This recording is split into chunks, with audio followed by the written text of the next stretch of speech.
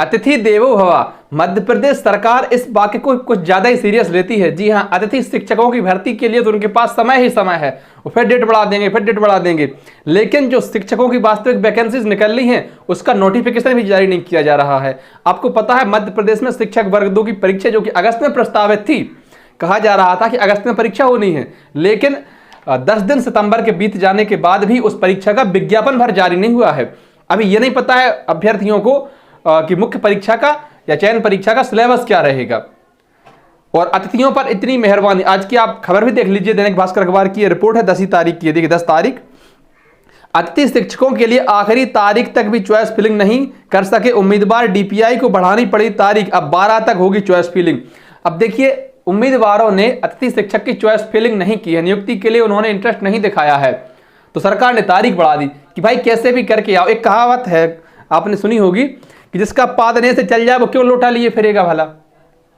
तो वही है, यहां पर इनका पादने से चल रहा है काम, क्यों परेशान होंगे। अतिथि शिक्षकों से इनका काम चल रहा है, कम सैलरी में पढ़ा रहे हैं, शिक्षा का स्तर क्या है उससे लेना देना नहीं है। कम सैलरी में लोग स्कूल में लगे हुए हैं काम के लिए, वो बढ़िया है, इसलिए रेगुलर शिक्षकों की भर्ती नहीं हो रही। इस खबर को भी पढ़ लीजिए आप एक बार। अच्छा, जो अतिथि शिक्षक से जुड़े हुए हैं माफी चाहेंगे, या बात आपके लिए नहीं है, सरकार के लिए है ना। स्कूल में रेगुलर शिक्षकों की कमी तो पहले से ही है, खाली पदों पर भर्ती नहीं हो पा रही है, परीक्षाएं देकर उम्मीदवार चयनित हो चुके हैं लेकिन नियुक्ति अटकी हुई है, वर्ग 1 की अटकी है ना। अब स्कूल शिक्षा विभाग स्कूलों में छात्रों को पढ़ाने के लिए अतिथि शिक्षकों को भी आमंत्रित नहीं कर पा रहा है, जबकि सत्र 2024-25 अप्रैल से शुरू हो चुका है। अब विभाग ने अतिथि शिक्षकों को आमंत्रित किया है लेकिन उम्मीदवार इसका लाभ ही नहीं ले पा रहे हैं। GFMS पोर्टल के माध्यम से ऑनलाइन ज्वाइनिंग और ऑनलाइन चॉइस फिलिंग की प्रोसेस 4 सितंबर से शुरू की गई थी।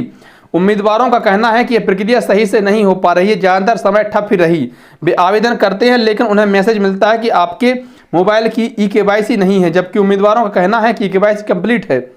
इसके लिए 9 सितंबर आखिरी तारीख थी लेकिन कई उम्मीदवार इसका लाभ नहीं ले सके। अब 12 सितंबर तक स्कूल की चॉइस फिलिंग हो सकेगी, साथ ही चॉइस फिलिंग में संशोधन किया जा सकेगा।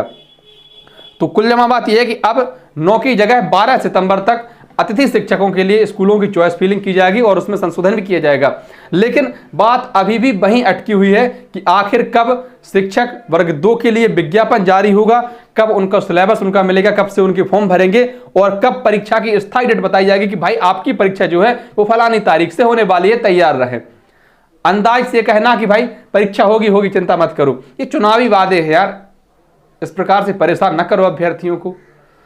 और इसके साथ ही मध्य प्रदेश में शिक्षक वर्ग 3 के लिए भी परीक्षा प्रस्तावित थी जो कि सितंबर माह में प्रस्तावित थी, पर इसको कम से कम मुझे लगता है कि सामान्य से अगर अभी भी समय से विज्ञापन जारी हो तो भी परीक्षा 2-3 महीने लेट ही होंगी। अब तो जो टाइमलाइन उन्होंने दे रखी थी उसके अनुरूप तो चल ही नहीं पाएंगे।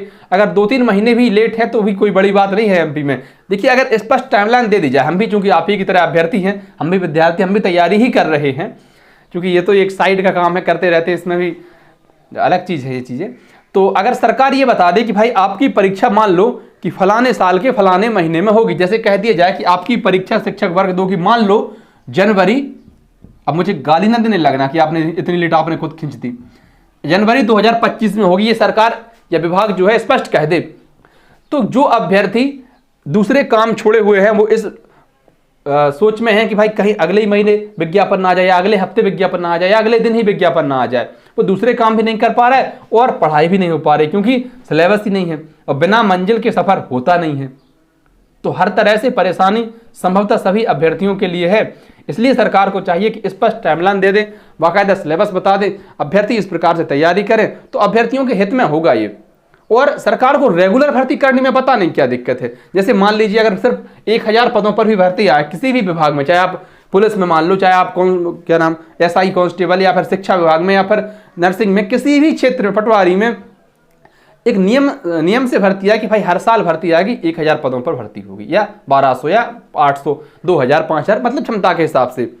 तो अभ्यर्थी जो है वो कम से कम उनका दिलचस्पी तो रहेगी पढ़ाई में उनका मन तो लगा रहेगा। अब 2017 से मध्य प्रदेश में सब इंस्पेक्टर भर्ती नहीं हुई, कैसे अभ्यर्थी उसकी तैयारी करते रहे। बहुत सारे अभ्यर्थी होते हैं जो एक सपना देख लेते हैं, आपके मन में सपना होगा कि आप शिक्षक बनना चाहते हैं, और शिक्षक भर्ती में कितनी अनियमितता है, ना सिर्फ मध्य प्रदेश में बल्कि देश के तमाम राज्यों में यही हाल है। सबसे ज़्यादा अनियमितताएं अगर किसी भर्ती में है तो शिक्षक भर्ती है। और शिक्षक जो है समाज का आधार होते हैं। अगर शिक्षकों की कमी रहेगी तो प्रदेश की शिक्षा व्यवस्था ही गड़बड़ हो जाएगी।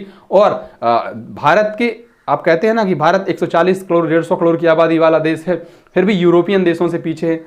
उसका कारण शिक्षा ही है, क्योंकि वहाँ पर शिक्षा का लेवल अच्छा है, अपने यहाँ पर शिक्षा का लेवल खराब है।